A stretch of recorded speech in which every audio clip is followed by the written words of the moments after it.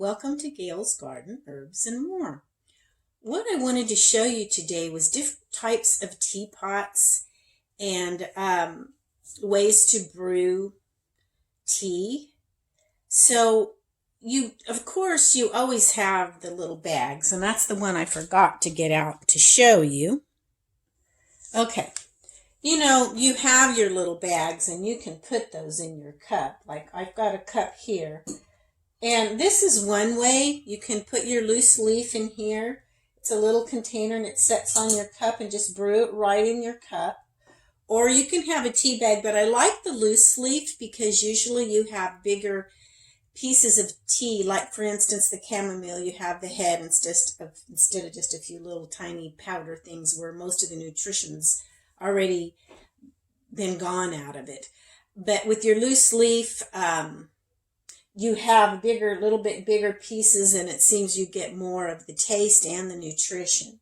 So you have this, and like I said, you can put this in your cup, and then you fill it with your loose leaf tea, or don't fill it, you'd have it really, really strong.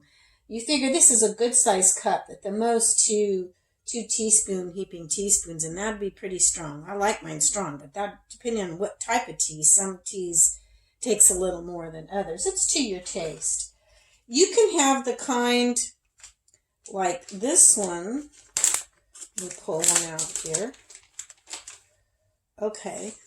You can order them offline. I got this actually at a place, I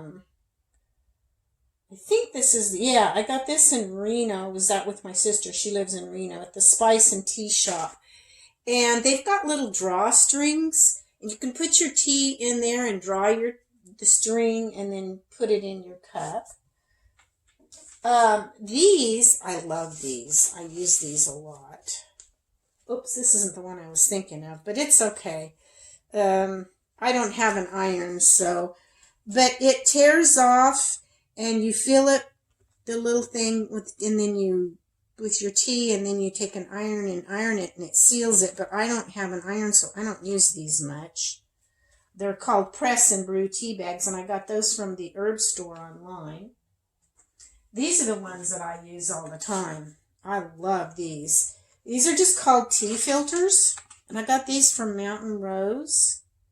And I don't know if you can see this or not, but okay. They're pretty long. They can open at the bottom too if you want to put a lot. See here, and you can make you can put enough in there to make a big pot, or I usually just leave it like this. I put some in the bottom, and then it kind of folds over the edge of your cup, like you put it in here, and then you can't see that down there very well, can you? You put it in here, and then when it gets wet, it kind of sticks to your cup. So the tea is down at the bottom, so they don't float out. Because when it's damp, it closes really well. Okay, and then also, let me bring you up closer here and show you some. Okay, you have this kind where you put your water in here. You can put your tea bags in it, however you want to do. My sister actually sent me this from Germany. And then you set it, let me show you. Okay, down in there, and you can put it through the side, you can put a little tea light, and that will keep your tea warm. So you can use something like that. And then the one I showed in one of my other videos that I got at I don't know, it was a thrift shop. It had all kinds of stuff, had new stuff, old stuff in between. This is my cast iron that you can put your tea in it and then put it right in the pot. And I can use this on my wood stove because it's cast iron. Okay. And you can have the kind that you put it inside there. It's stained. When you get stains on your tea kettles and stuff, and I did this not long ago, but it's stained already, you can put a little bleach and bleach water in it, and then you need to rinse it really, really good because you don't want bleach in your tea.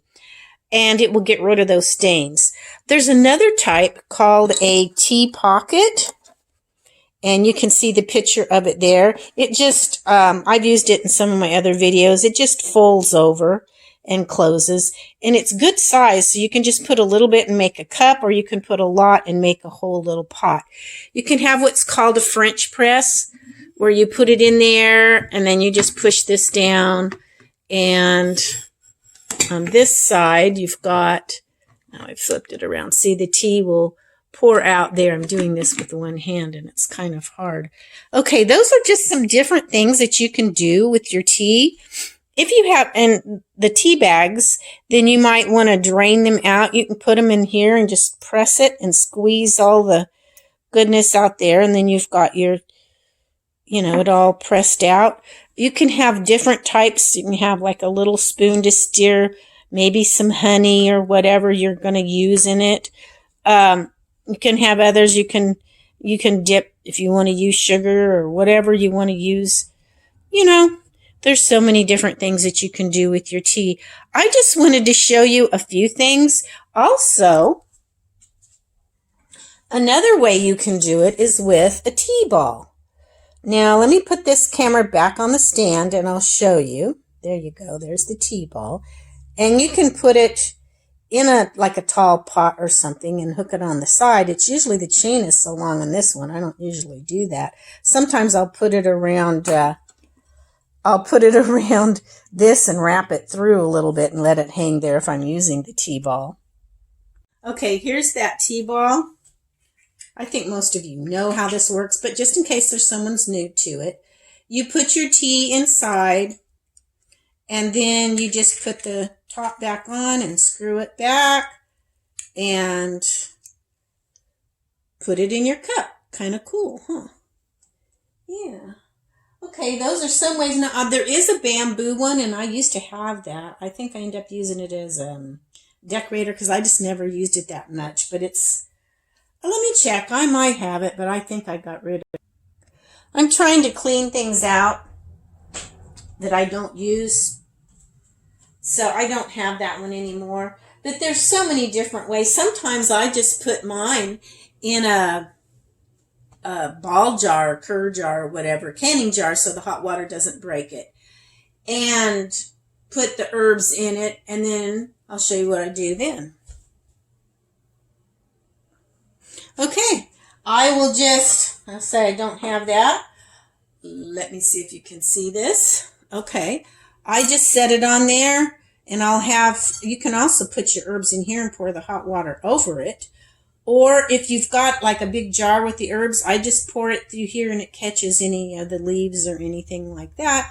And then you can do whatever you're going to do with your tea leaves. I usually compost mine. I might use it a second time. And you've got it in your cup. So there's so many ways, so many things that you can do. You may not have all of those as much as I drink tea. I also make a lot of cold tea. So, yeah, there's many, many, many things that you can do with the tea. I did that with this one, and this is going to be some cold tea. This is my stinging nettle and horsetail herb that I'm using to try to get my hair to quit falling out, and because it's just been coming out really bad since I was sick.